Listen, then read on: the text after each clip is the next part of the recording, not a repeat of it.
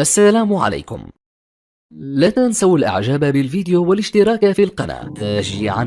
السلام عليكم ورحمة الله وبركاته. تعادل الأهلي مع بتروجيت 1-1 بعد ما كان بتروجيت كمان متقدم عليه في الشوط الأول 1-0. أداء الأهلي في تراجع مستمر، ورغم الفوز أحيانا في مباريات، ولكن ده مش الأهلي. الأهلي بالوضع الحالي مش هيجيب ولا بطولة أفريقيا ولا هياخد الدوري. ممكن ياخد بطولة ضعيفة زي الكاس، السوبر، من مباراتين ولا من مباراة. لكن بالشكل ده الأهلي طول عمره بياخد البطولات النفس الطويل زي الدوري ودوري أبطال أفريقيا، بسبب إن هو معظم الوقت بيبقى فورمة وبيبقى عنده الحماس والدافع القوي إن هو يفوز بالبطولات الكبيرة. في عدم دوافع مش موجودة عند بعض اللعيبة، ومش هقول كلهم، ولكن في لعيبة كتير جدا موجودة في الأهلي موظفين، وفي نجوم جم الأهلي بيدوروا على اللقطة. محدش بيفكر في جمهور الأهلي ولا في الأهلي.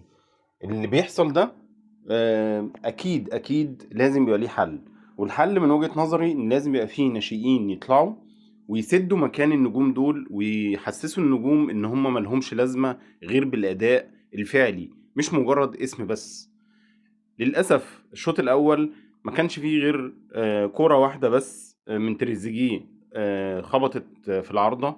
وللأسف الشوط التاني برضو ما فيهوش غير تقريبا هجمتين أو 3 خطيرين على المرمى. ده مش الأهلي. يعني الأهلي عمره ما كان بيبقى كده. الأهلي دايما على طول بيهدد مرمى الفرق في الدوري تحديدا بالذات، وحتى في دوري أبطال أفريقيا دايما بيبقى فيه من 8 ل10 فرص حقيقية وخطيرين على المرمى. فبالتالي لما تحرز منهم هدف واثنين وثلاثة فبتبقى انت راكب الماتش كنتيجة وكأداء.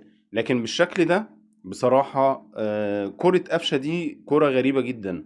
يعني الكرة ملعوبة له بعد ما الحارس طلع على مهاجم الأهلي اللي كان منفرد اللي هو جراديشيار، ولعبها له متقشرة. المفروض ان هو يلعبها في الجون الفاضي، لا لعبها لي بالعرض ولعبها بشماله. يعني هو اصلا الكرة ناحية جايه له على يمينه، لعبها بشماله ليه؟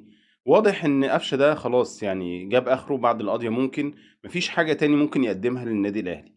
للاسف لازم يبقى فيه اداره الاهلي لازم تعمل اعاده تقييم وتمشي زي ما جيل طاهر ابو زيد وايمن شوقي مشيوا.